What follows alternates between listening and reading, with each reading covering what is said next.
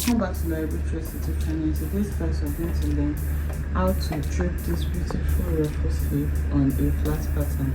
You don't need a mannequin to drape this. I'm going to take you through how to cut your sleeve, and then you're going to drape this directly on the sleeve, and then I'll take you through how to tap it as well. It's a very simple tutorial and it's beginner friendly.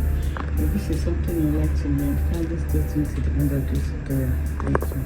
Okay, so this is a simple way of draping a ruffle.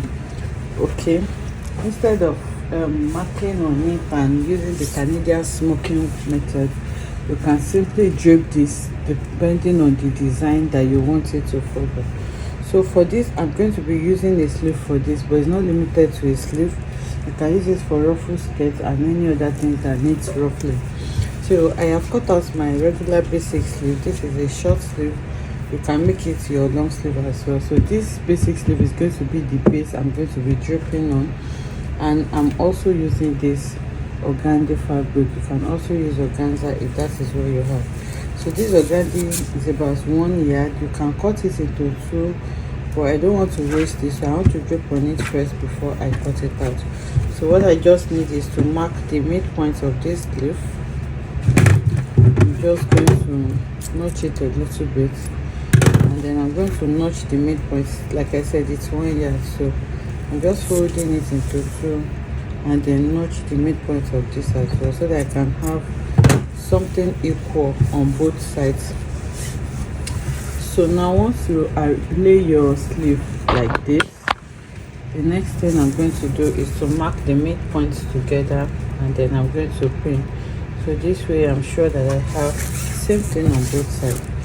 So after marking and pinning the midpoint, I'm going to pull this side like this, just one on the right side, and then I'm going to pin it down.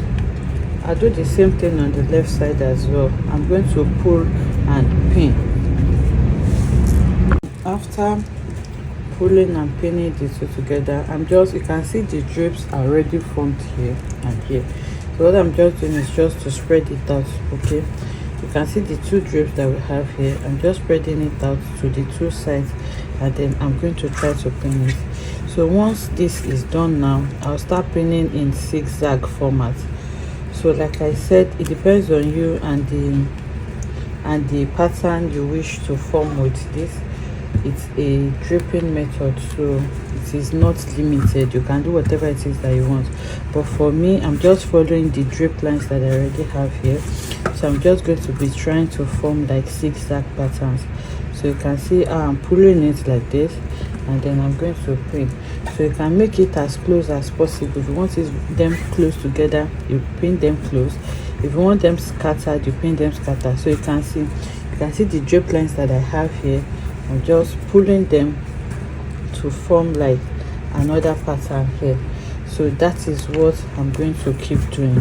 So now you can see my drape is already formed on this side again. So I'm going to pull that as well again, and then I'm going to pin. So it is that simple. It's very simple. So the drape line that I have here is what I'm pulling again, and then I'll pin. So I'll keep doing this till I get to the end point, and then I'm going to go ahead and do this for the other side as well. But that is just the concept behind it.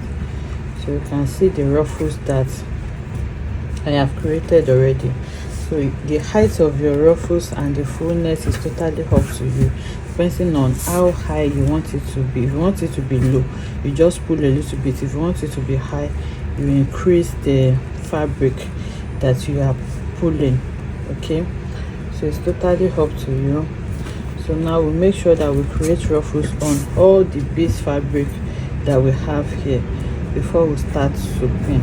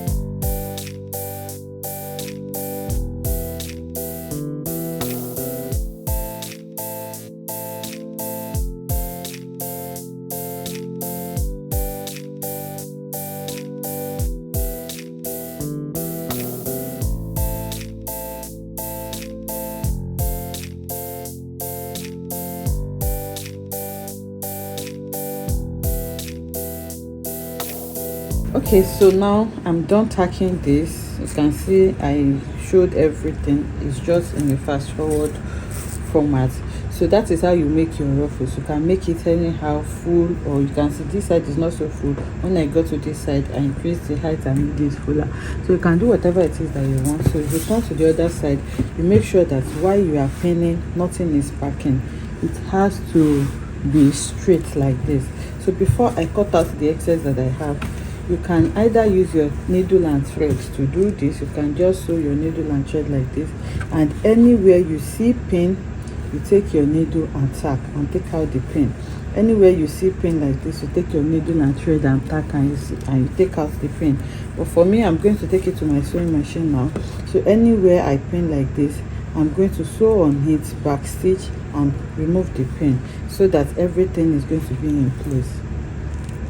So like I explained, so anywhere you have your pins like this, you take out the pins and then you sew on that place. So I'm just going to be back stitching, not your regular sewing, just like I'm tacking it. So you make it as simple as possible. So now that I'm done tacking that, I'll go over to the next place I have a pin.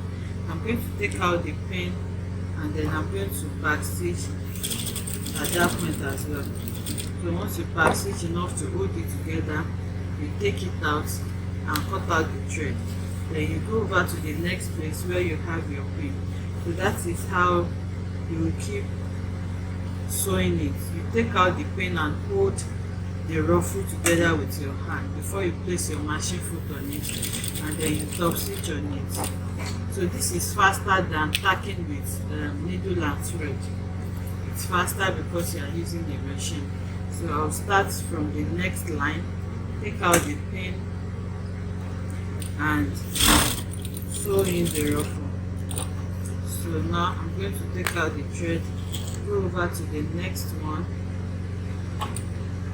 and then take out the pin as well, and I'm going to sew on it. So it is pretty simple, but you can also use your needle and thread like I said, but make sure you are using the matching color of thread. I'm using a brown thread for this because I don't have this exact shade of thread. Okay, so you can either use, because the fabric you are using is a soft fabric, it's a, like I said, it's an organdy fabric, it's soft and it's see-through. So you want to use a color of thread that is matching, or you use an invisible thread so that it does not show, especially if you are sewing with your machine. And then keep your stitch as short as possible as well, don't make it too long. So I'm done packing them now, you can see. So this is what it looks like on the other side. So please, I made sure that this length is this long because I want you to see the tacking points that I have here. So just back stitch on one point and make sure you use the matching color of thread. So this is what it looks like. So now I'm going to trim off the excess that I have all around. So in order for me to see the shape that I need to see, I'm going to turn it to this side. But make sure that you are not cutting your actual pattern. Okay. So now I'm just cutting around it.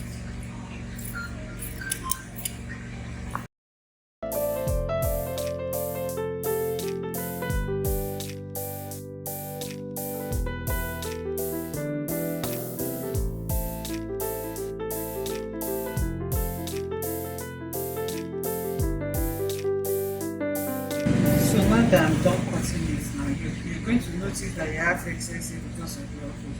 So all these excess, I'll take it back to the sewing machine and then I'm going to gather and sew them down. So you just gather the excess that you have and then you hold it down with the stitch here. You do the same thing on this other side. You're going to gather the excess that you have, sew it down. Here you sew it down as well, and then on the upper part here, all these excess that I have, I'm going to sew it down. After sewing it down, if it's still poking off like this, you still bring it and further trim it down. So I am going to be turning this with a lining so that it can be neatly finished. So after gathering it now, I'm going to sew the lining and flip it to the right side before we turn. So I'll do this now.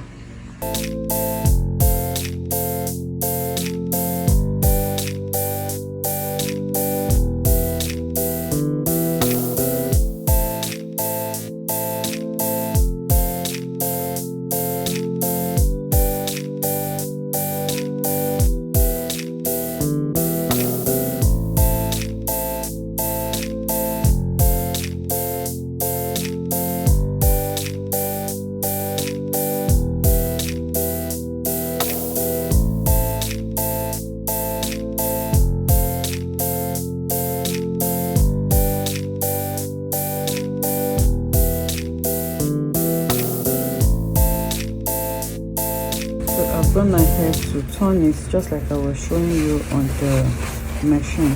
So make sure that you turn it out neatly like this.